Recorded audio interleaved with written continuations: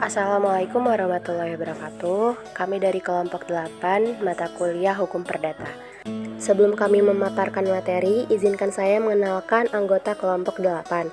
Saya Nurul Mutiara Aisyah dengan NPM 21120111357, Ahmad Kurniawan dengan NPM 21120111362, dan Mikhail Yohanes dengan NPM 21120111359. Materi yang pertama yang akan kita bahas adalah akibat hukum adanya perkawinan dengan bahan kajian, perkawinan sah dan tidak sah, hubungan hukum antara suami dan istri, hubungan hukum antara orang tua dan anak, dan hubungan hukum antara wali dan anak.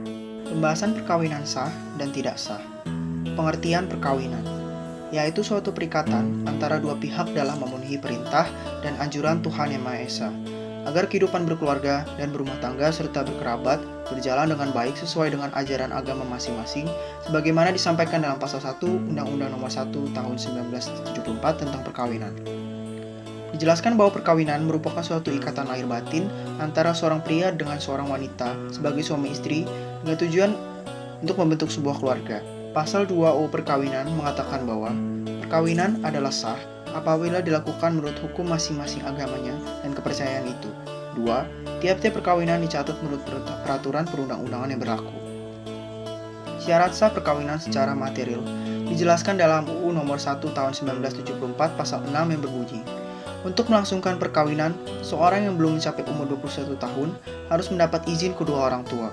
Dalam hal seorang dari kedua orang tua meninggal dunia atau dalam keadaan tidak mampu menyatakan kehendaknya, maka izin yang dimaksud dalam pasal 2 ini cukup diperoleh dari orang tua yang masih hidup atau dari orang tua yang mampu menyatakan kehendaknya. Dalam hal kedua orang tua telah meninggal dunia atau dalam keadaan tidak mampu untuk menyatakan kehendaknya, maka izin diperoleh dari wali yang memelihara atau keluarga yang mempunyai hubungan darah dalam garis lurus ke atas selama mereka masih hidup dan dalam mampu menyatakan kehendaknya. Dalam hal ada perbedaan antara orang yang dimaksud dalam ayat 2, 3, dan 4 pasal ini, atau salah seorang atau lebih di antara mereka telah tidak menyatakan pendapatnya, maka pengadilan dalam daerah tempat tinggal orang. Syarat sah perkawinan secara formal diatur dalam pasal 3 Peraturan Pemerintah Nomor 9 Tahun 1975 diuraikan sebagai berikut. Setiap orang yang akan melangsungkan perkawinan memberitahukan kehendaknya itu kepada pegawai pencatat di tempat perkawinan akan diberlangsungkan. Pemberitahuan tersebut dalam ayat 1 dilakukan sekurang-kurangnya 10 hari kerja sebelum perkawinan berlangsungkan.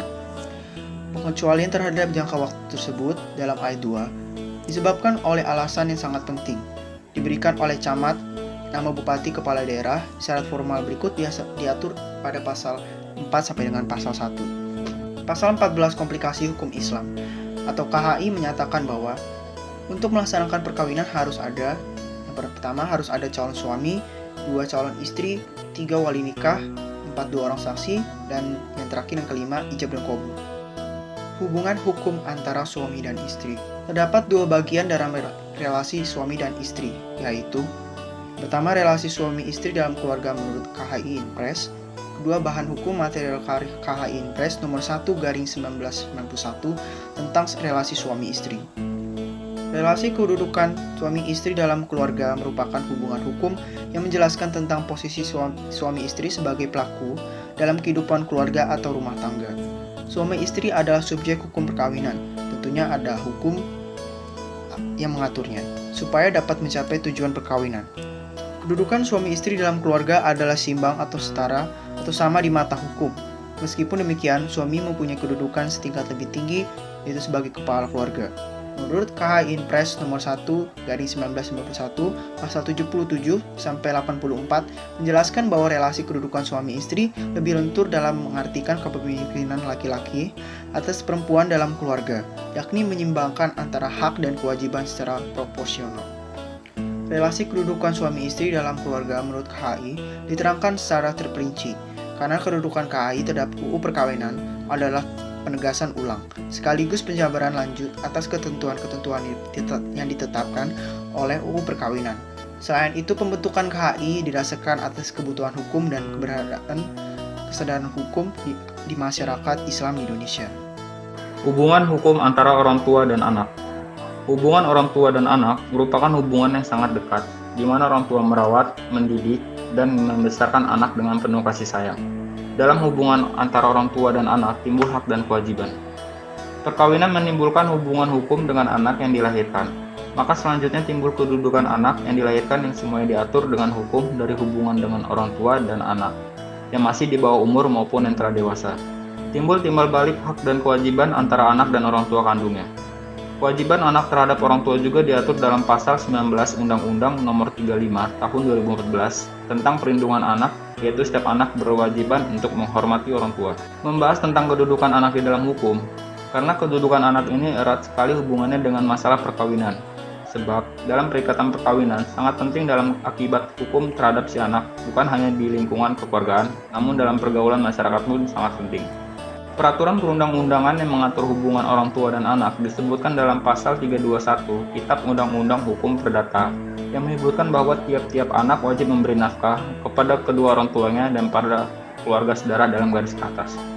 Apabila mereka dalam keadaan miskin, pasal 46 ayat 2 Undang-Undang Nomor 1 Tahun 1904 tentang perkawinan yang menjelaskan bahwa jika anak telah dewasa, dia wajib memelihara menurut kemampuannya. Orang tua dan keluarga dalam garis lurus ke atas mereka memerlukan bantuannya. Hubungan hukum antara wali dan anak. Perwalian adalah pengawasan terhadap anak yang di bawah umur yang tidak berada di bawah kekuasaan orang tua. Anak yang berada di bawah perwalian adalah 1. Anak sah yang kedua orang tuanya telah dicabut kekuasaannya sebagai orang tua. 2. Anak sah yang orang tuanya telah bercerai. 3. Anak yang lahir di luar perkawinan. Pada umumnya dalam setiap perwalian hanya ada seorang wali saja, kecuali apabila seorang wali kawin lagi, dalam hal mana suami menjadi modepok. Jika salah satu dari orang tua tersebut meninggal, maka menurut undang-undang orang tua yang lainnya dengan sendirinya menjadi wali bagi anak-anaknya. Perwalian ini dinamakan perwalian menurut undang-undang. Seorang anak yang lahir di luar perkawinan berada di bawah perwalian orang tua yang mengakuinya. Apabila seorang anak yang tidak berada di bawah kekuasaan orang tua ternyata tidak mempunyai wali, hakim akan mengangkat seorang wali atas permintaan salah satu pihak yang berkepentingan atau karena jabatannya. Tetapi ada juga kemungkinan seorang ayah atau ibu dalam surat wasiatnya mengangkat seorang wali bagi anaknya. Perwalian semacam ini disebut perwalian menurut wasiat. Seorang yang telah ditunjuk untuk menjadi wali harus menerima pengangkatan tersebut, kecuali jika ia mempunyai alasan-alasan tertentu menurut undang-undang dibenar atau dibebaskan dari pengangkatan tersebut. Materi kedua yang akan kami bahas adalah perlindungan anak. Apa itu perlindungan anak dan perempuan? Berdasarkan Undang-Undang Dasar tahun 1945, secara hukum, kaum wanita di Indonesia mempunyai kedudukan yang sama dengan kaum pria. Di Indonesia, tidak ada kitab undang-undang hukum pidana yang khusus untuk dikenakan kepada anak-anak yang melakukan perbuatan pidana. Ini berarti bahwa terhadap seorang anak yang melakukan perbuatan pidana, dikenakan pula sanksi dari Kitab Undang-Undang Hukum Pidana atau KUHP yang berlaku bagi orang dewasa, seperti halnya UU tentang Perlindungan Anak dan Wanita.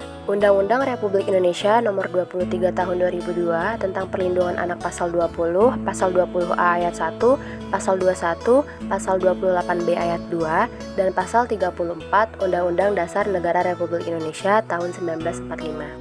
Sementara untuk perlindungan anak, lewat Undang-Undang Nomor 12/2002 tentang perlindungan anak, dijelaskan bahwa tiap anak berhak hidup, tumbuh, berkembang, dan berpartisipasi secara optimal, serta mendapat perlindungan dari kekerasan dan diskriminasi, dan ketentuan pidana bagi pelaku kekerasan atau ancaman kekerasan dan penganiayaan terhadap anak serta perdagangan anak dapat dijatuhi hukum hingga maksimal 15 tahun kurungan. Apa saja yang termaksud ke dalam ruang lingkup perlindungan anak?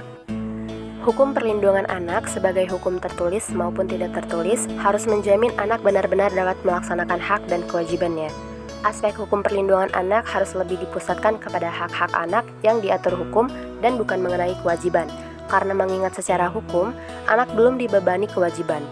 Ruang lingkup kajian mengenai perlindungan anak secara garis besar dapat dibedakan dalam dua pengertian pokok, yaitu yang pertama, yuridis, baik dalam ruang lingkup hukum publik maupun hukum perdata. Yang kedua, non-yuridis, yaitu dalam bidang sosial, kesehatan, dan pendidikan. Pelaksanaan perlindungan anak berdasarkan Undang-Undang Perlindungan Anak.